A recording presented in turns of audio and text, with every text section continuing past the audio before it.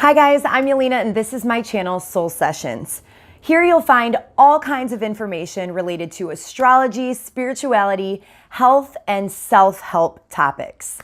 Now in today's video, I'm going to be discussing the collective spiritual awakening that's occurring on the planet. And you might say to yourself, what the heck is a spiritual awakening? But it's a lot more common at this time than you think. We're definitely living through some interesting times. And if you're watching this video, I hate to tell you, but you're either already going through an awakening yourself, you might know somebody who has, or you are about to go through one yourself. I'll be explaining much more in depth what a spiritual awakening is, what it entails, and I'll include 10 signs that you're going through one yourself. So stay tuned to find out more.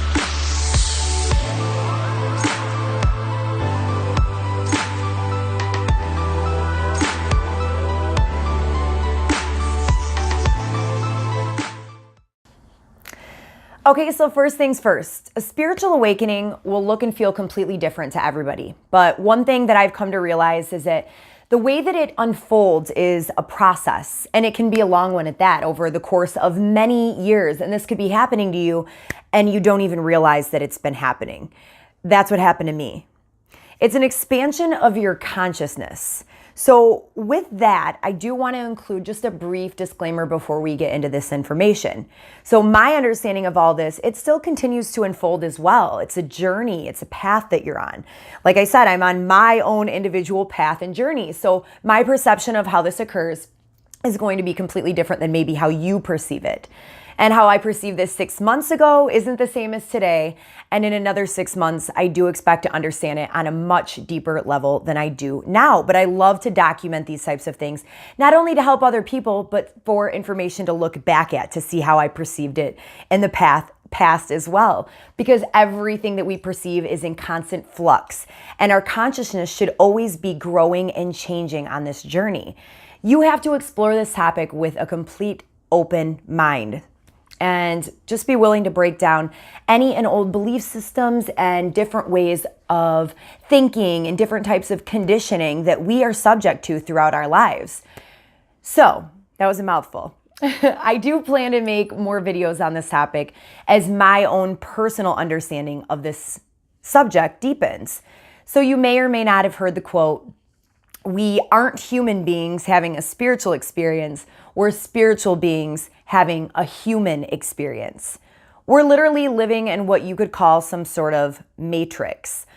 But we're conditioned from the time we're born to believe in only what we can perceive with our five senses. So if we can't hear it, feel it, see it, taste it, or smell it, then it must not be true, right?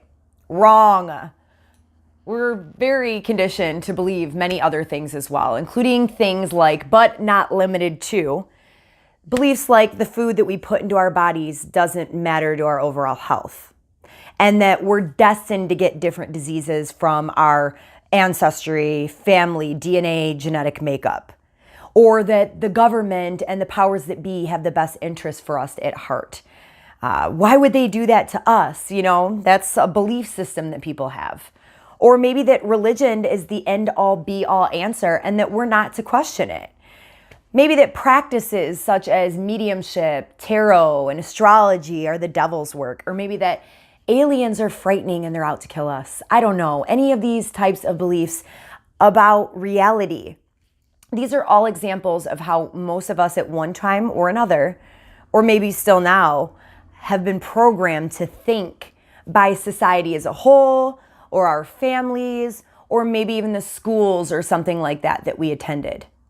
It was over the course of time, over our entire lives, we get conditioned to believe and be a certain way. Now, the process of spiritual awakening, it's opening humanity up to perceive reality in a much different way. I think I said that earlier, but what it's leading us to is to realize our true selves, who we really are behind all these layers of conditioning.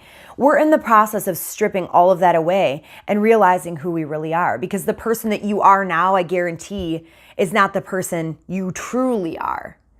I was completely snapped awake a couple years ago, wide open, realized I'd been asleep to a lot of things going on in the world and outside of the world. No idea I was even asleep, if you know what I mean. But it all rang so true to me. I resonated with it so deeply, and I knew that deep down it was my truth. After I've learned so much more in these past couple years, I realized that since 2012, I've been stripping away many layers of my conditioning and my belief systems, and life was like a roller coaster ride during those years. That was the start of what they call the Great Awakening. It began in 2012. And my life, I know it was very difficult, and I had to face all the parts of my shadow side, which is the side of me and you that we usually push away or we try to hide. But when we do that, it tends to pour out of us even more, begging to be healed and integrated into us.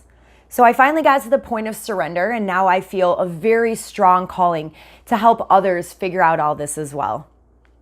I see a lot of other people starting to go through this at this time. It's called the collective awakening. Everything I already experienced, and a lot of us that are way showers or teachers or guides have already experienced.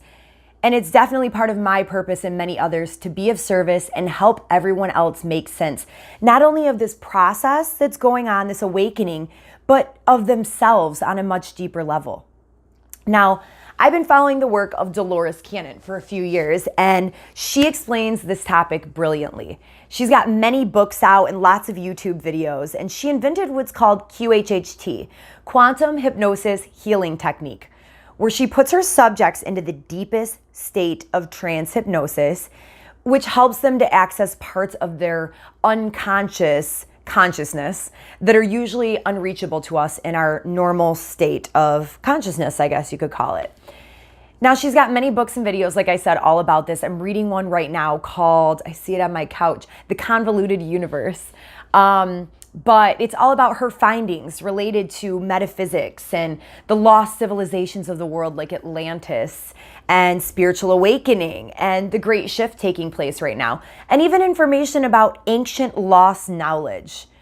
Dolores has been helping humanity to understand how everything is composed of energy, and that energy never dies. It just basically transfers form. It changes form, which supports the theory of reincarnation and the birth and death cycle that we've been a part of. Also, the fact that each life we live is here to help aid us in our evolution as souls. It's here to help us evolve, here to help us grow. Our lives are not just meaningless. We're not just victims of our circumstances, and there is a much deeper meaning behind everything. However, we first must go through this process of spiritual awakening. And this is the time on the planet when this awakening is occurring. We are really lucky to be living during this time. We're moving into the age of Aquarius. It's the golden age. And we're here to awaken and heal from our past traumas and rid ourselves of this conditioning and these outdated ways of thinking and existing that we've probably carried on from past lifetimes. But you're probably wondering, how do I know if I'm going through an awakening myself? And based off of my experiences this far and everything that I've learned, I've compiled a list of 10 telltale signs for you to show you if you're going through a spiritual awakening. So number 1, things in your life are starting to come unglued. So the old you, including maybe your friendships, your relationships with certain family members, your belief systems, your interests, your preferences, everything you like and dislike. All of these things seem to be changing without any real explanation why. And you still might not be sure exactly how to make sense of it. You just feel that things are starting to come unhinged, per se. And this might cause periods where you might have some type of identity crisis. Things you used to find enjoyment in just don't do it for you anymore. You're changing. You're shedding the layers of crap that isn't really who you are, and you're starting the journey inward towards your real self. It's like the layers of an onion, I like to say, peeling back off of you. And this whole process is about the old version of us dying, the one that we thought was us, and then experiencing a rebirth of some sorts of this person who's closer to the most authentic expression of ourselves. And this death and rebirth cycle, it can happen throughout many years, multiple times. It's already happened to me a bunch of times as we continue to pull back layer after layer. And then there are many different versions of us that will be exposed as we shed the older versions. And as I would like to say, we integrate all those versions. We don't get rid of them. We accept those versions of ourselves and we integrate them into who we are now. We shed light on our darkness, but we accept it. We need to integrate the many aspects of ourselves into one whole person, not fragmented aspects of ourselves. All right. Number 2, you become more observant of your patterns and your habits. What I mean by this is you naturally develop this tendency towards self-love and you start taking notice of things that are maybe holding you back and keeping you stuck in life. You repeat these past cycles and these habits and things that hold you back. Are the foods you're eating healthy for your body? Do you use self-destructive language? Maybe you have self-sabotaging thoughts. Do you participate too much in drinking, smoking, doing drugs, gambling, shopping, anything excessive? Do you tend to always put others before yourself? Do you have anger issues? Do you have a lack of integrity when faced with the opportunity to do the right things? Or maybe you tend to compare yourself too much to other people. Are you addicted to gossip, drama? Or maybe you're always late, habitually late, causing you lots of problems in your life. These are just a few examples of some of the things that you might start to take notice of within yourself. If you're able to observe these types of things about yourself in the present moment, this is the first step. Just noticing it. Now just add to it a desire to want to change. Wanting to make these changes to be a better version of you is a winning combination. So awareness of the problem plus positive intention towards change. That's everything right there. That's all you need. It's a winning formula. All right, moving on. Number 3, the need to release our attachments to people and things. So attachment is the emotional dependence that we put on things or people that are external to us. We begin to believe at a deep level that our very survival, our happiness, and our identity depends on these things. These could be material things like cars, jewelry, clothes, shoes, a big house, the newest iPhone, whatever it is. I'm sure you get the idea. These things, they tend to swallow us and become part of our identity, and we forget who we are without them. We feel as if we can't survive without them. Or you might not think that consciously, but subconsciously, that's the programming that you're rolling. Or it could be people that we're attached to. Things that our ego identifies with also, like good or bad qualities. Good qualities could be things that you believe about yourself or others, like I'm pretty, she's smart, I'm rich, I'm popular, I'm ugly, dumb, fat. Bad qualities too, like I'm unhealthy, doomed for failure, I'm unlucky. And we attach to these things and they become part of who we are. And it's hard to shed that. But the secret is we can be happy even if things change, because we live in a world where things are always changing. But for some reason, we tend to forget that and we want things to stay just like they are. When we aren't so attached to everyone and everything, we become free. It frees us up to becoming more of our true self. Just remember, you have the choice to give significance to anything or any circumstance. You can choose to make it mean something to you that will inevitably cause you suffering or not. With a small change in your perception, with the way that you look at things. Because we can't control the way other people perceive things. Only worry about you. I have to remind myself of this constantly. Because what goes on with other people, it's none of our business anyway, right?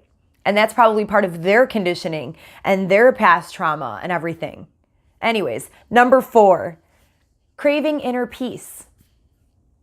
You become exhausted by your restless, overthinking, active mind, and you might be stagnant in negative thoughts.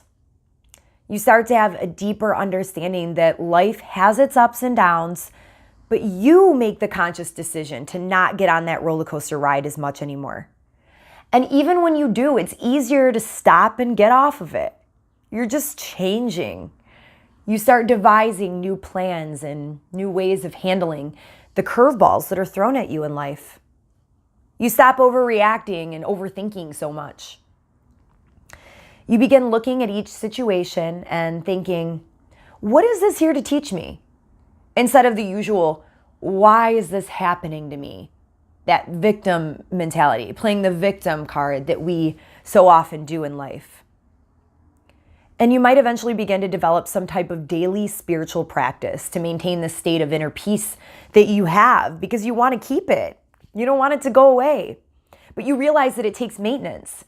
Something like yoga, meditation, qigong, whatever, some type of philosophical self-study that you do.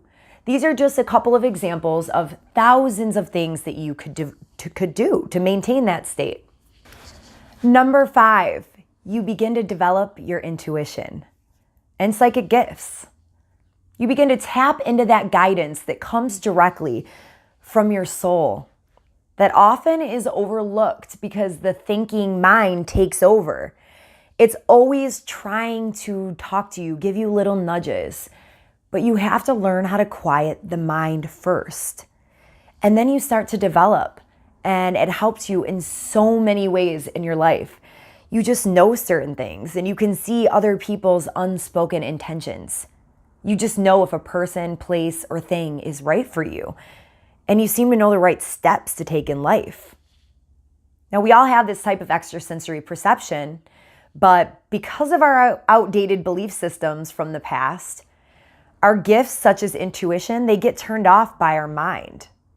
Now, once you put in the work, you can get the key inside of yourself to unlock these things again.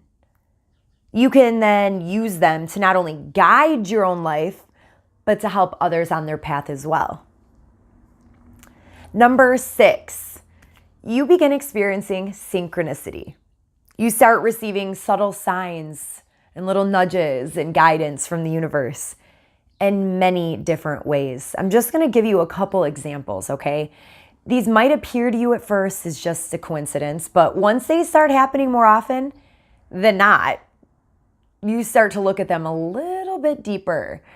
These could be coincidental type events that have the feeling that the universe is conspiring to make something happen for you, or maybe that it's showing you the way, or it could be showing you the wrong way. You might see repeating numbers a lot. Every time you look at the clock, you see 1111 or 1234 or 333. You might think about something that you want to do or that you need an answer for, and you look at the clock or a license plate and you see the numbers, and you just know that that is your validation, that was the answer that you were seeking. You might experience a single act, one thing that happens out of the blue that leads you to some string of events that just feels like it was destined to happen.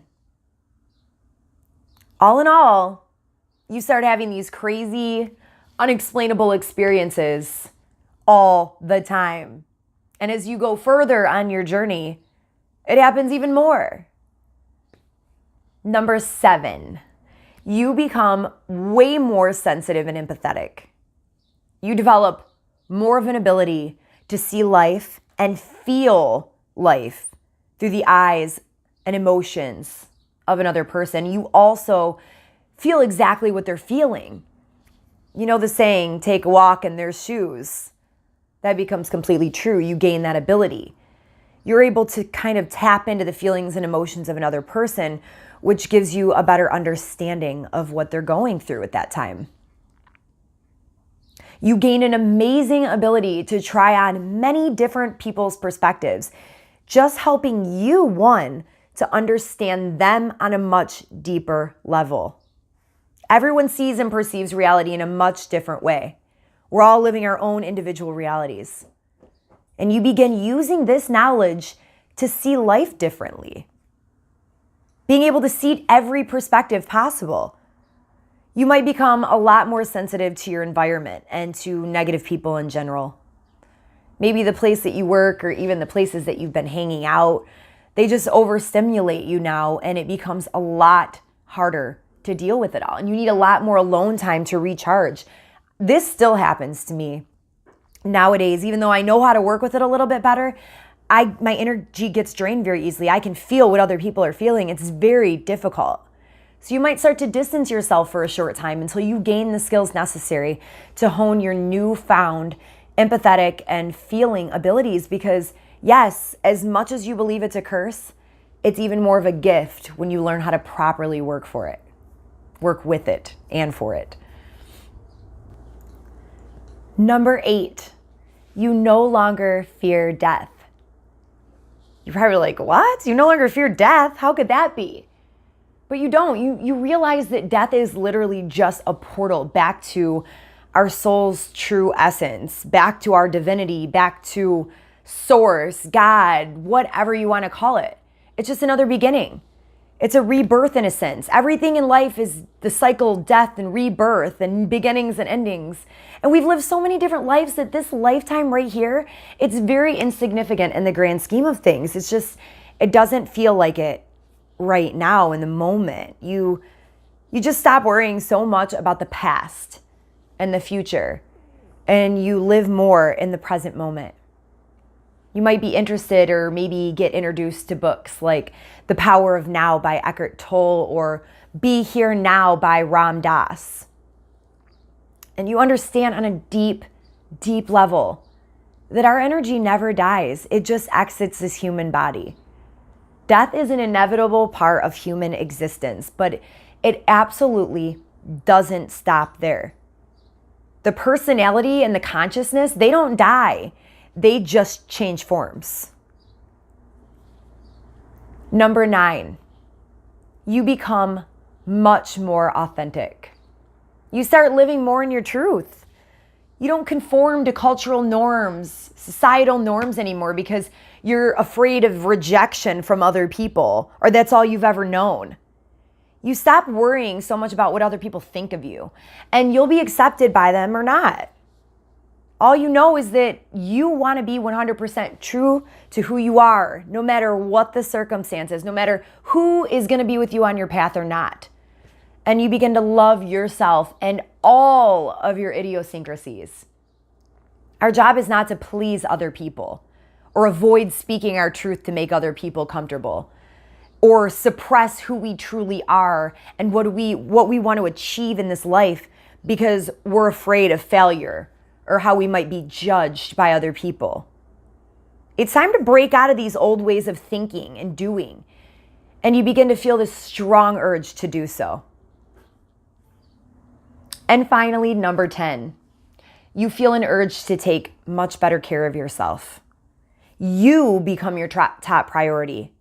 You realize that you must operate with a full cup first and that it's not selfish to do so. You might start taking steps to change the way you think, eat healthier.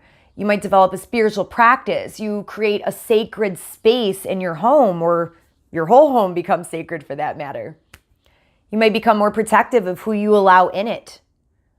You might drink more water, adopt healthier sleep patterns, be more careful of who you give your energy to. Stop bad habits, cut out TV, stop gossiping so much. Refrain from judging yourself and others. And you might start to forgive more in life. So there you have it. I hope this helps to at least make sense and explain what some of you are going through a bit. Just know that you're not insane and you're not alone, and that sanity itself is just a social norm anyways. If you think you're losing your mind, take it easy on yourself because you are losing your mind. You have to lose the old ways of thinking and being to ascend to this new and improved version of yourself. So yeah, you are losing your mind, and it's okay. The only thing that matters during this time is that you love and accept yourself. The side effects of this spiritual awakening are not permanent, and they get much better as you continue to work through the layers and embody more love and acceptance and gratitude of yourself and everyone around you. Well, guys, that's all I have for you today. If you enjoy this content and you've been experiencing this yourself, please hit the like button. Leave me a comment. I'd love to know what you guys are going through. It's really hard to connect with people when you're going through something like this. So please reach out and make sure to hit the subscribe button for more spiritual and astrological content coming your way. Thanks. Namaste.